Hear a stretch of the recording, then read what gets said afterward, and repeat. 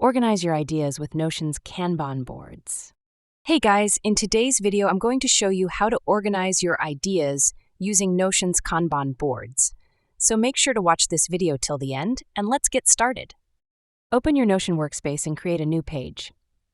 Give it a name like Idea Board or Project Planner. Click on the plus button and choose the Board View option under Databases. This will give you a Kanban-style board layout by default.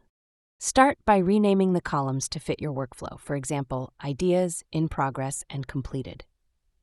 Now, add new cards under the first column to list your ideas. Each card can include more details like notes, links, images, or checklists. You can drag and drop cards between columns as your ideas progress. This helps you visually track the development of your thoughts and projects. Use color tags or custom properties like categories, priorities, or deadlines to make your board even more organized.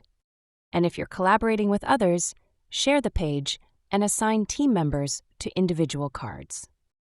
And that's how you can easily organize and manage your ideas using Notion's Kanban boards. Thanks for watching, and don't forget to like and subscribe. That's all for the video.